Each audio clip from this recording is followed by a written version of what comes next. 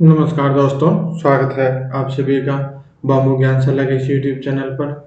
तो हमारी राजस्थान साहित्य की जो क्लासें हैं वो चल रही हैं, जिसके अंदर ये तीसरी या चौथी क्लास के करीब है। तो इससे पहले की जो क्लास है वो यहाँ कोने पे आपको लिंक आ रहा होगा, तो वहाँ जाके आप वो क्लासें हैं वो देख सकते हैं। तो आप जो जो भी ये वीडियो देख रहे हैं, तो जो भी सब्सक्राइबर हैं उन्हीं से कह सकता हूँ कि जो नए हैं वो उनका तो क्या कहना, वो तो वीडियो देख लेते हैं और ना ही चैनल को सब्सक्राइब करते हैं ना ही लाइक करते हैं। तो जो सब्सक्राइबर हैं जो यहाँ इस चैनल से जुड़े हुए हैं, उनसे मैं उम्मीद करता हूँ कि अगर आपको वीडियो अच्छी लग रही हो तो ज़्यादा कुछ नहीं है, बस वीडियो को लाइक तो कम से कम कर दिया करें, ताकि मुझे पता लगे भी हाँ आपको वीडियो वो पसंद आ रही है। जैसे कि मेरे को भी अच्छा लगे भी हाँ आप लोगों को पसंद आ रही है। जब आपको कोई चीज़ें पसंद आएगी तभी मेरे को भी आगे मोटिवेशन मिलेगा भी मैं आगे वीडियो बनाऊँ। तो चलिए आज की क्लास है वो हम कंटिन्यू करते हैं। तो आज हम पढ़ने वाले हैं पवाड़ा या पवाड़े। राजस्थानी संस्कृति में वीरस लोक गाथाएं पवाड़े है वो कहलाती हैं। पापूजी तथा गोगा जी के जो पवाड़े हैं वो प्रसिद्ध हैं। पापू जी के पवाड़े हैं वो किस वाद्य यंत्र के साथ बजाए जाते हैं?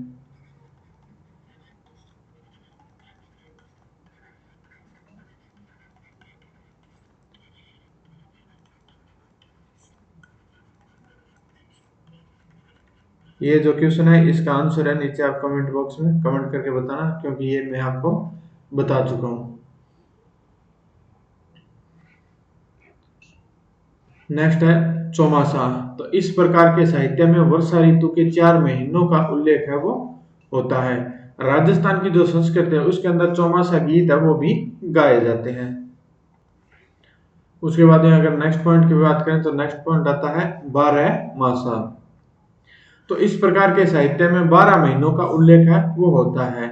इसकी जो शुरुआत है वो आषाढ़ महीने से होती है। इसको हम नॉर्मल भाषा में साढ़ बोलते हैं। जो आषाढ़ महीना है उस महीने से इसकी जो शुरुआत है वो होती है। उसके बाद में आड़ी या हाड़ी। राजस्थान की संस्कृति में प्रचलित पहेलियों को आड़ी है वो कहा जाता है। उसके बाद में नेक्स्ट 9 नंबर आता है वचनी का। तो इस प्रकार के साहित्य में किसी शासक की वीरता, वैभव तथा उसकी उपलब्धियों का वर्णन है वो होता है। यह गद्य व पद्य दोनों का मिश्रित साहित्य होता है। वीरता आप जानते ही हैं, वैभव आप जानते ही हैं, और उपलब्धियां क्या होते हैं ये भी जानते ही हैं। इसके ऊपर ज्यादा टाइम वेस्ट करने की जरूरत है वो नहीं है। गद्य व पद्य शैली है उसका जो मिश्रित रूप है उसको चंपू शैली है वो कहा जाता है। यानी जिस भी साहित्य के रूप में ये गद्य व पद्य दोनों एक साथ मिलते हैं मिश्रित रूप से, उसको चंपू शैली है वो कहते हैं। जैसे अचलदास खींचीरी वचनिका जो शिवदास गार्डन के द्वारा लिखी गई है, इसकी जो शैली है वो डिंगल है। इस ग्रंथ में गागरोन के जो शासक हैं अचलदास खींची की वीरता का वर्णन है वो किया गया है। इस ग्रंथ में अचलदास खिंची तथा मांडू, यानी जो मांडू है वो एमपी के जो सुल्तान है होशंग शाह, जो अलग खां सूरी है उनका नाम है, उनके मध्य युद्ध का वर्णन है वो मिलता है। उसके बाद में 1423 में अचलदास खिंची के काल में गागरोन का जो पहला शाखा हुआ है उसका उल्लेख भी इसी ग्रंथ में मिलता है। यानी जो अचलदास खिंची वचनिक है इसका जो लेखन है वो शिवदास गार्डन ने किया है। उसके बारे में क्या क्या चीजें हैं वो मैंने आपको बता दी है। उसके बाद आता है राठौड़ रतन सिंह महेशा दासोत्री वचनिका। ये जगह खिड़िया के द्वारा लिखी गई है। इस ग्रंथ में रतलाम के शासक राठौड़ रतन सिंह की वीरता का वर्णन है। रतलाम के जो शासक हैं राठौड़ रतन सिंह, धर्मत के युद्ध जो 1658 में होता है औरंगजेब के विरुद्ध लड़ते हुए वीरगति को प्राप्त है वो हो गए थे। अब हम आगे चले तो आगे आता है 10 नंबर वैली साहित्य। तो इस प्रकार के साहित्य में विवाह आदि का जो वर्णन है वो होता है। यह धार्मिक तथा ऐतिहासिक साहित्य होता है। इसकी जो शैली है वो डिंगल शैली है। वेली किशन रुक्मणी ये है, ये इसी के अंदर आता है। इसके अंदर पृथ्वीराज राठौड़ के द्वारा ये लिखी गई है। पृथ्वीराज राठौड़ है ये बीकानेर से संबंधित है। इस ग्रंथ को प्रकाश में लाने का जो श्रेय है वो एलपी टेसीटोरी को दिया जाता है। यानी जो वेली किशन रुक्मिणी जो ग्रंथ है, इसको जो प्रकाश में यानी विख्यात करने का जो श्रेय है वो एलपी टेसीटोरी को दिया जाता है। वेली किशन रुक्मिणी है, इसकी जो शैली है वो है डिंगल, और ये लिखा गया है पृथ्वीराज राठौड़ के द्वारा। दुर्साहडा ने इस ग्रंथ को 5वां वेद तथा 19वां पुराण है वो कहा है। यानी जो वेली किशन रुक्मिणी ग्रंथ है, इसको 5वां वेद व 19वां पुराण दुर्साहडा ने कहा है। उसके बाद में एलपी टेसीटोरी ने पृथ्वीराज राठौड़ को डिंगल का हेरांस कहा है। ये डिंगल का हेरांस है, ये विदेशों का ही शब्द है, जो विदेशों में यूज है वो होता है। उसके बाद में महादेव पार्वती री वेली, ये कृष्णा आडा के द्वारा लिखी गई है। उसके बाद में 11 नंबर आता है दवावेत। तो इस प्रकार के साहित्य में उर्दू व फारसी के शब्दों का अत्यधिक प्रयोग होता है। उसके बाद में 12 नंबर आता है मर्सिया या मर्सिये।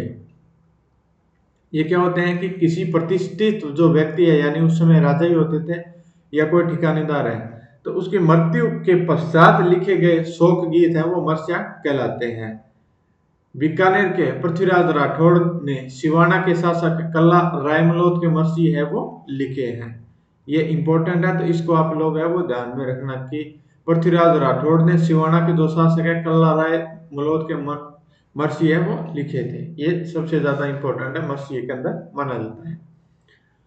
उसके बाद में आता है प्रकाश। इस प्रकार के साहित्य में किसी व्यक्ति विशेष अथवा घटनाओं पर प्रकाश है वो डाला जाता है। अब इसके अंदर कौन कौन से ग्रंथ है, तो सूरज प्रकाश, जिसके लेखक है वो है कर्णिदान, यानी सूरज प्रकाश के लेखक कर्णिदान। इस ग्रंथ में जोधपुर के शासक अभय सिंह द्वारा गुजरात के सूबेदार सर बुलंदराय को पराजित करने की जानकारी है वो मिलती है। उसके बाद में आता है पाबू प्रकाश, इसके जो लेखक है वो है आसिया मोड़जी। उसके बाद में आता है महायश प्रकाश, इसके जो लेखक है मानसिंह राठौड़। उसके बाद में आता है राज प्रकाश, इसके जो लेखक है वो है किशोरदास आसिया। उसके बाद में आता है भीम प्रकाश, इसके जो लेखक है वो है रामदान लालस। उसके बाद जो 14 नंबर पॉइंट आता है वो आता है रूपक है। तो इस प्रकार के जो साहित्य में किसी व्यक्ति विशेष के स्वरूप को दर्शाया जाता है। इसके अंदर जो ग्रंथ आते हैं वो आते हैं राजरूपक है, इसके जो लेखक है वो है वीरभान। उसके बाद में आता है गज गुण रूपक, इसके जो लेखक है वो है केशवदास गार्डन। उसके बाद में आता है पाबूजीरा रूपक है, इसके जो लेखक है वो है मोतीसर बगतावर। उसके बाद में 15 नंबर आता है पर्ची। तो इस प्रकार के साहित्य में संतों का जीवन है उसका वर्णन होता है, जैसे संत धन्ना जी की पर्ची, संत हरिदास जी की पर्ची, मीराबाई की पर्ची।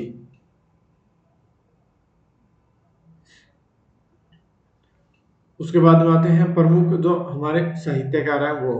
इससे पहले जो मैंने पढ़ाया वो भी इम्पोर्टेंट है, क्योंकि उनके अंदर साहित्यकार और उनके द्वारा लिखी गई जो रचनाएं हैं वो भी यहाँ बताई गई है। तो वो ही चीजें पेपर में पूछे जाते हैं कि इस साहित्यकार के द्वारा कौन सी रचना लिखी गई, या ये रचना है ये कौन से साहित्यकार के द्वारा लिखी गई है। तो अब हम जो पढ़ने वाले हैं वो है 1 नंबर सूर्यमल मिशन। तो यहाँ तक पहुंच चुके हैं, तो आपसे रिक्वेस्ट है कि आप चैनल है उसको सब्सक्राइब है वो कर लीजिए, और आपने कर रखा है तो आपका बहुत बहुत धन्यवाद। और वीडियो है उसको भी लाइक है वो कर देना, ताकि मुझे भी अच्छा लगता रहे भी हाँ मैं भी आप लोगों के लिए मेहनत करूं। और आप लोग अगर ज़्यादा मात्रा में जुड़ेंगे तो YouTube से कुछ रेवेन्यू जनरेट होने लग जाएगा। तो जो टेस्ट है वो भी टाइप करवाने बाकी है, तो टेस्ट है वो भी टाइप हो जाएंगे, जिसके बाद भी आपके टेस्ट है वो भी शुरू हो जाएंगे। तो आप अगर यहाँ तक पहुँच चुके हैं तो मैं आपसे उम्मीद करता हूँ, मैं अकेला आदमी हूँ तो काफ़ी काम हो जाते हैं, तो इसलिए यह है कि आप लोग ज़्यादा से ज़्यादा जुड़ें, जैसे कि टेस्ट है वो भी शुरू है वो कर दिए जाएंगे। सूर्यमल मिशन है, इनका जो जन्म है वो 1815 में हरण गांव बूंदी में हुआ था। इनके जो पिताजी हैं वो है चंडीदान। माता है वो है भवानी बाई। इनका जो वास्तविक नाम है वो है सूरजमल। ये बूंदी के शासक राम सिंह हाड़ा के दरबारी कवि थे। राजस्थान के जो राज्य कवि हैं वो भी सूर्यमल मिश्र है, उनको माना जाता है। इन्हें वीर रसावतार कहा जाता है। 1857 की क्रांति का जो कवि है वो भी सूर्यमल मिश्र को कहा जाता है। पुनर्जागरण के पुरोधा कवि है वो भी कहा जाता है। इनकी रचनाओं में हाड़ौती बोली का प्रयोग है वो हुआ है, क्योंकि ये बूंदी क्षेत्र में आते हैं तो बूंदी कोटा ये हाड़ौती का क्षेत्र ही माना जाता है। इनकी जो प्रमुख रचना है उनमें है वंश भास्कर। तो इस ग्रंथ में बूंदी के आड़ा राजवंश का जो विस्तृत इतिहास है वो मिलता है। इसे 19वीं शताब्दी का महाभारत है वो कहा गया है, यानी ये जो वंश भास्कर है इसको 19वीं शताब्दी का महाभारत है वो कहा गया है। इस ग्रंथ को सूर्यमल मिश्र के दत्तक पुत्र मुरलीधर ने पूर्ण है वो किया था। उसके बाद में नेक्स्ट आता है वीर सतसई। तो इस ग्रंथ में 1857 की क्रांति है उसका वर्णन मिलता है। इसके अंदर जो कुल दोहे हैं वो है 288। वीर सतसई का जो प्रसिद्ध दोहा है वो है इला ने देनी आपनी हालरियो हुलराय पूत सिखावे पालने मरण बढ़ाई माए।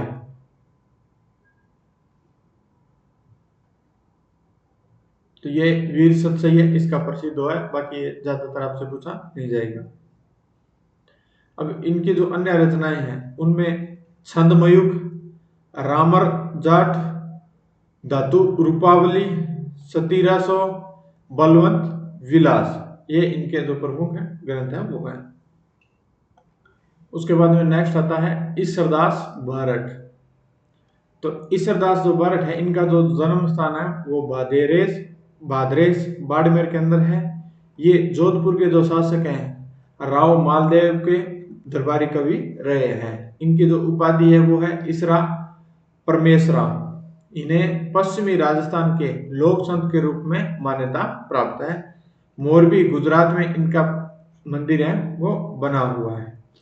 इनकी जो प्रमुख रचनाएं हैं उनमें हाला जालारी कुंडलियां। तो ईश्वरदास बारठ ये जो है हाला जालारी कुंडलियां। इनकी जो अन्य रचनाएं हैं ये इंपॉर्टेंट है सबसे ज्यादा, क्योंकि ये एग्जाम में आ रही है नॉर्मली। इसके अलावा जो अन्य है वो है हरिरस, देवी चांद, गुण आगम, ढाल लीला, रास लीला और सभा परब। उसके बाद में जो नेक्स्ट है वो है आसानंद बारठ। तो ये हम नेक्स्ट क्लास से पढ़ेंगे। तो आज ये जो पढ़े हैं इनका हम रिवीजन कर लेते हैं, क्योंकि एक बार में ये चीज़ें याद है वो नहीं होती हैं। आप अगर ये वीडियो देख रहे हैं तो मैं आपको बता दूं कि आप भी कम से कम इस वीडियो को 4-5 बार देख लें जैसे ही आपको टाइम मिले। तो ये चीज़ें वो हैं कि आप बार बार इन चीज़ों को रिवाइज करेंगे तभी ये चीज़ें हैं वो याद है वो होने वाली हैं। इसके अलावा इन चीज़ों को याद करने का कोई तरीका नहीं है। ट्रिकों के चक्कर में ज़्यादा मत पड़ना, ज़्यादा से ज़्यादा इन चीज़ों को रिवाइज करोगे तो ये अपने आप याद हो जाएंगी। इसलिए मैं इन क्लासों को ज़्यादा टाइम वेस्ट ना करके हुए कोई घंटे 2 घंटे की करने की कोशिश नहीं कर रहा हूँ। कुछ नहीं है, डायरेक्ट रट्टे मारिए, पेपर में रट्टे ही आपको याद आएंगे और डायरेक्ट आप क्लिक कर पाएंगे। ज़्यादा इन स्टोरी में मत पढ़ना, बस डायरेक्ट सिलेक्शन की तरफ भागो, ज़्यादा से ज़्यादा रिविजन पर फोकस है वो करो। तो आज जो हमने पढ़ा था वो पढ़ा था पवाड़ा या पवाड़े।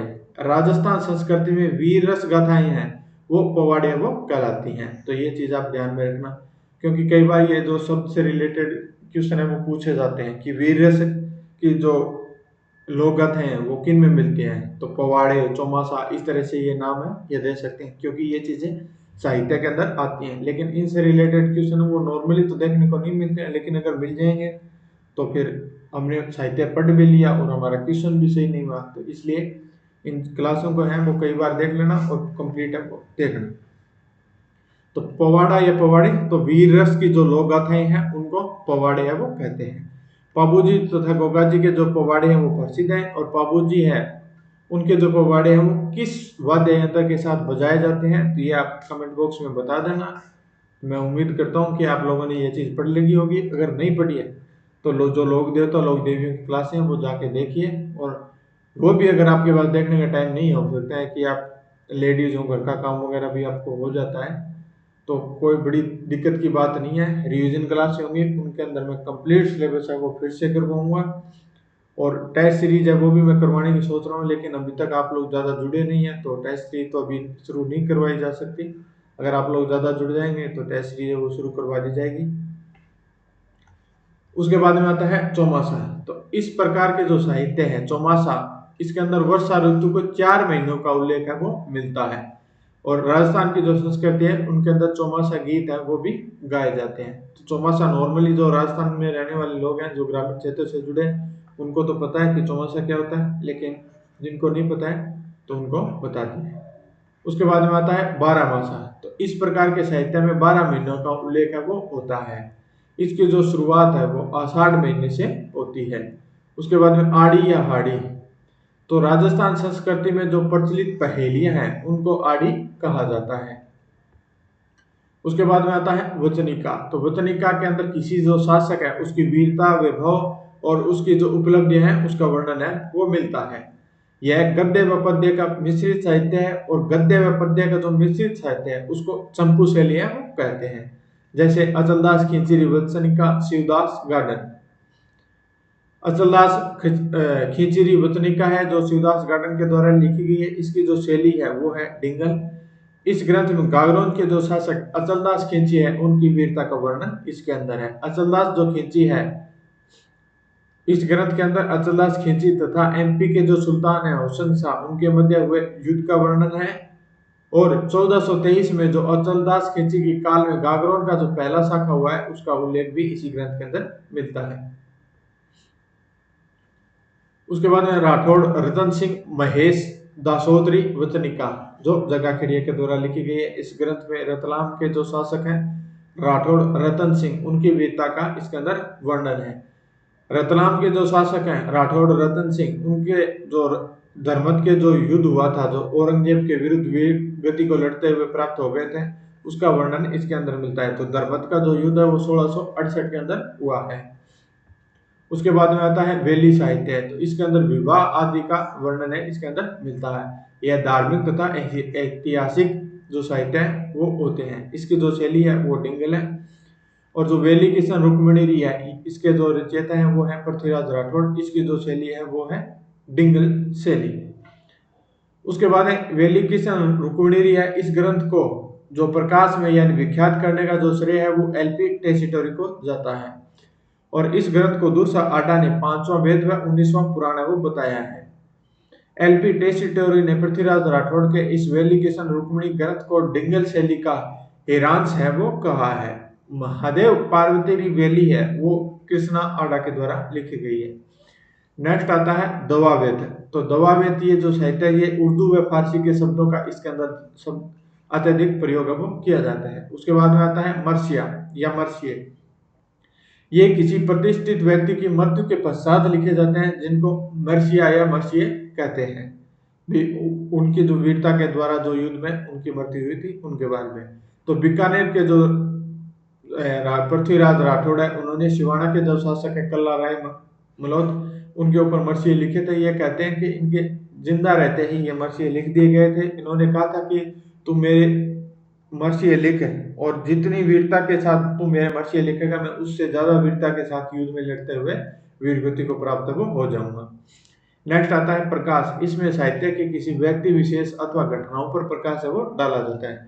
जिसके अंदर आता है सूरज प्रकाश। इसके जो लेखक है वो है कर्णिदान। इस ग्रंथ में जोधपुर के जो शासक है अभय सिंह उनके द्वारा जो गुजरात के सूबेदार हैं सर बुलंद राय को पराजित करने की जानकारी है वो मिलती है। उसके बाद आता है पाबू प्रकाश। तो पाबू प्रकाश है वो आसिया मोडजी के द्वारा लिखा गया है। महायस प्रकाश ये है मानसिंह राठौड़ के द्वारा। राज प्रकाश ये है किशोरदास आसिया के द्वारा लिखा गया। उसके बाद आता है भीम प्रकाश यह है रामदास लालच के द्वारा लिखा गया। उसके बाद में आता है रूपक। इसमें किसी व्यक्ति विशेष के स्वरूप को दर्शाया गया है। इसके अंदर आता है राज रूपक। तो इसके अंदर ये इसके जो लेखक है वो है वीरबाण। उसके बाद आता है गज गुण रूपक। इसके जो लेखक है वो है केशवदास गार्डन। उसके बाद में आता है पाबूजीरा रूपक। तो इसके जो लेखक है वो है मोतीसर बगतावर। नेक्स्ट आता है पर्ची। तो इस प्रकार के साहित्य में संतों के जीवन का वर्णन होता है। पर्ची में संत धननाथ की पर्ची, संत रैदास की पर्ची और मीराबाई की पर्ची। नेक्स्ट आता है जो प्रमुख साहित्यकार है, वो आज हमने 2 पढ़े। नेक्स्ट है वो नेक्स्ट वीडियो में पढ़ेंगे। तो सूर्यमल मिशन, तो ये है वो बूंदी के शासक राम सिंह आडा के दरबारी कवि रहे हैं। ये राजस्थान के राज्य कवि है। वीर रसावतार इनको कहा गया है। 1857 की क्रांति का कवि इनको कहा जाता है। पुनर्जागरण के पुरादा कवि इनको कहा जाता है। इनकी जो रचनाएं हैं उनमें हड़ौती बोली है इनका प्रयोग हुआ है। इनके जो प्रमुख रचनाएं हैं वो है वंश भास्कर, और वंश भास्कर है वो 19वीं सदी का महाभारत है वो कहा गया है। जो वंश भास्कर ग्रंथ है इसको सूर्यमल मिशन के दत्तक पुत्र यानी जो गोद लिया हुआ पुत्र है मुरलीधर, उन्होंने इसको पूर्ण वो किया था। उसके बाद आता है वीर सतसिंह, इसके अंदर 1857 की क्रांति का वर्णन है। इसके अंदर 288 दोहे हैं, ये इनका प्रसिद्ध दोहा है। अन्य जो रचनाएं हैं वो है छंदमयुग, राम रजाट, धातु रूपावली, सतीरासो, बलवंत विलास। नेक्स्ट आता है ईश्वरदास बारठ। तो ईश्वरदास जो बारठ है ये जोधपुर के जो शासक है राव मालदेव इनके दरबारी कवि रहे हैं। इनकी जो उपाधि है ये ईसरा परमेशरा इनकी उपाधि है। ये पश्चिमी राजस्थान में लोक संत के रूप में इनको मान्यता प्राप्त है। मोरबी गुजरात के अंदर इनका प्रमुख मंदिर है। और इनकी जो सबसे प्रमुख रचनाएं है वो है हला जालारी कुंडलियां। इनके अलावा ये रचनाएं इनको आप रेटिंग है वो लगा लेना। नेक्स्ट है वो 3 नंबर है वो आसानंद बारठ, ये हम नेक्स्ट क्लास में पढ़ेंगे क्योंकि हमारी जो क्लास है वो लगभग 20 मिनट के करीब होती हैं। तो 20-22 मिनट की ये क्लास है वो हो चुकी है। तो मैं उम्मीद करता हूँ कि यहाँ तक पहुँचे हैं। तो आप इस चैनल से जुड़े रहें और वीडियो को लाइक करके जाएं और अपने दोस्त हैं जानकार हैं उनको शेयर वो करें ताकि हमारे साथ लोग हैं वो जुड़े, जिससे कि आपको भी थोड़ा कंपटीशन बढ़ेगा तो आप लोगों को भी पढ़ने में मोटिवेशन है वो मिलेगा। अभी कोई भर्ती वगैरह आई नहीं है तो आपको वो मोटिवेशन नहीं मिल रहा। ज़्यादा भीड़ होंगे तो आपको आपके माइंड पर प्रेशर पड़ेगा, हाँ इतने लोग हैं, लोग इतने पढ़ रहे हैं, मैं भी और पढ़ूँ, जिससे कि आपको पढ़ने में आसानी है वो होगी। और आप है वो टारगेट लेके चलिए कि 2024-25 में हमारा सिलेक्शन है वो 100% होगा। तो मिलते हैं नेक्स्ट वीडियो में, तब तक के लिए जय हिंद जय भारत।